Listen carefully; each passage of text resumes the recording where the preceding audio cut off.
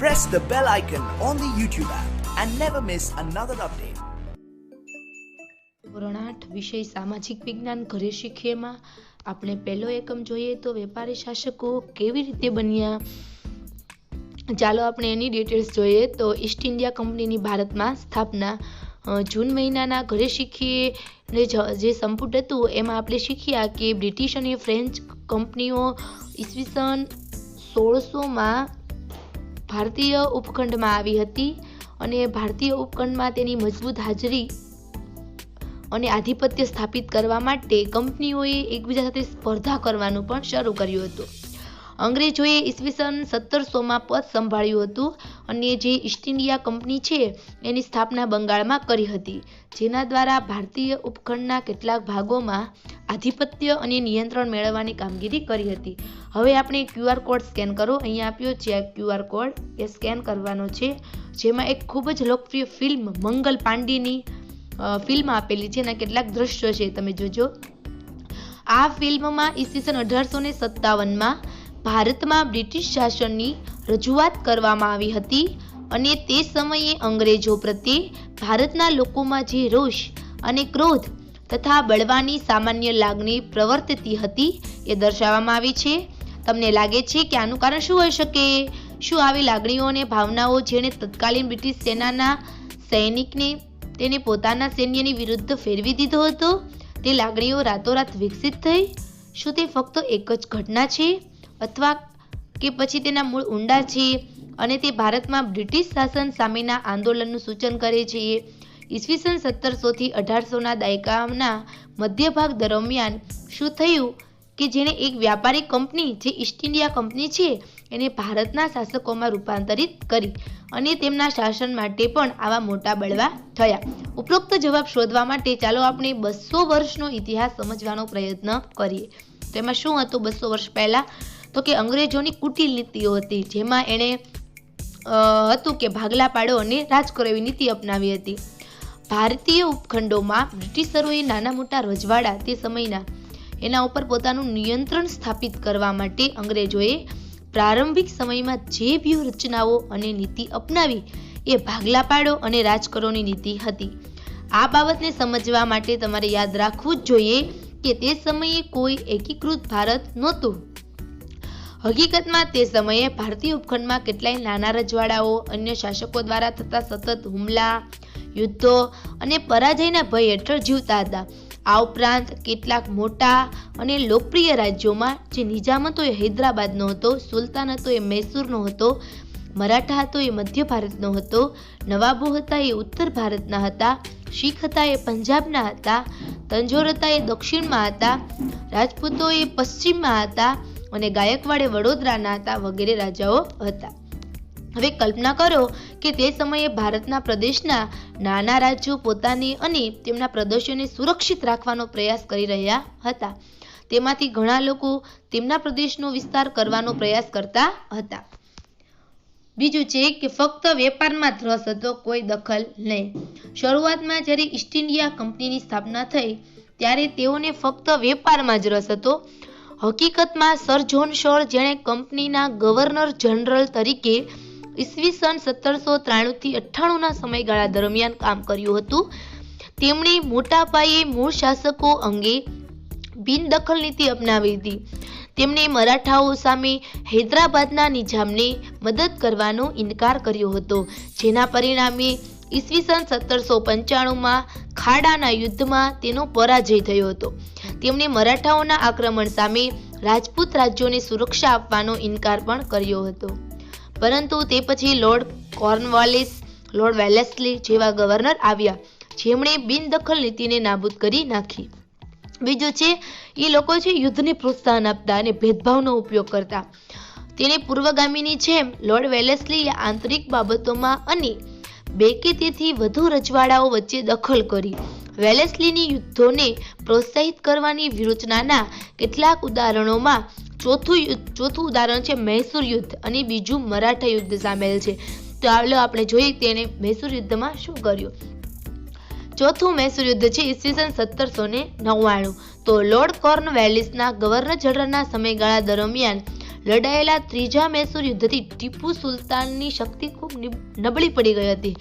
તે પોતાનો પરાજય અને અપમાનને ભૂલ્યો નહીં અને પોતાની શક્તિ અને પ્રતિષ્ઠાને પુનઃસ્થાપિત કરવાનો પ્રયાસ કર્યો. એણે પોતાના લશ્કરી સંસાધનોમાં વધારો કર્યો અને અરબ છે, તુર્કી છે, અફઘાનિસ્તાન અને જે ફ્રેન્ચ લોકો છે એની વિદેશી મદદ લેવાનો પ્રયાસ કર્યો. લોર્ડ વેલેસ્લીએ છે એ ભારત પહોંચતાની સાથે જ બ્રિટિશ હિત માટે ટીપુ સુલતાનની શક્તિનો નાશ કરવાનો નિર્ણય કર્યો. વેલેસ્લીએ જે અંગ્રેજ હતો એણે હૈદરાબાદના નિજામ અને મરાઠાઓ સાથે વાટાઘાટો શરૂ કરી હતી અને ટીપુ સામે અંગ્રેજોના યુદ્ધના કિસ્સામાં તેની તટસ્થતાની ખાતરી આપવામાં આવી હતી. એટલે એણે ત્યારબાદ ઈસવીસન 1799માં એની સામે યુદ્ધની ઘોષણા કરી. અંગ્રેજો માટે સફળતા સરળ હતી. મૈસૂરની બે બાજુથી હુમલો કરવામાં આવ્યો હતો અને ટીપુને તેની રાજધાની શ્રીરંગપટ્ટમમાં આશરો લેવાની ફરજ પડી હતી, જ્યાં આખરે તે લડતા લડતા ટીપુ સુલતાન છે મૃત્યુ પામ્યો. ટીપુનો પુત્ર હતો એ અંગ્રેજોની સામે શરણગતિ સ્વીકારી હતી અને ઈસવીસન 1799માં શ્રીરંગપટ્ટમનો અંગ્રેજો દ્વારા કબજો કરવામાં આવ્યો. આનાથી મૈસૂર રાજ્ય સમાપ્ત થઈ ગયું અને જે હૈદર અલી દ્વારા બનાવવામાં આવ્યું હતું. બીજું મરાઠા યુદ્ધમાં શું થયું હતું? એનો સમયગાળો છે 1803 થી 1905. મરાઠા વચ્ચેના આંતરિક ઝઘડાઓથી લોર્ડ વેલેસ્લીને મરાઠાઓની શક્તિને નબળી પાડવાની સારી તક આપી. પેશવા બાજીરાવ અસમર્થ હતા અને મરાઠા સરદારોને તેમના નિયંત્રણમાં રાખવામાં નિષ્ફળ ગયા. એટલે દૌલતરાવ સિંધિયા અને જસવંતરાવ હોલકરી સત્તા માટે એકબીજા સામે મુક્ત રીતે લડ્યા હતા. એટલે જે પેશવા છે એણે સિંધિયાની તરફેણ કરી હતી અને એક તરફ હોલ્ડર અને બીજી તરફ પેશવા અને સિંધિયા વચ્ચે ખુલ્લા યુદ્ધની શરૂઆત થઈ હતી.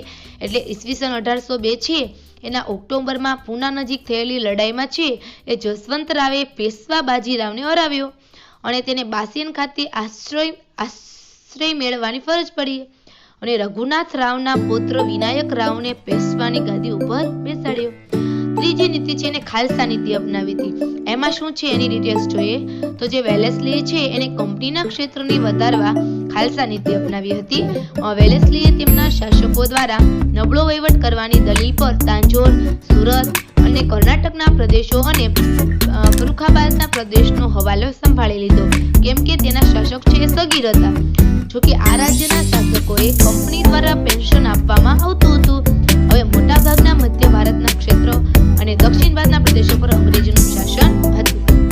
ચોથી છે સહાયકારી યોજના.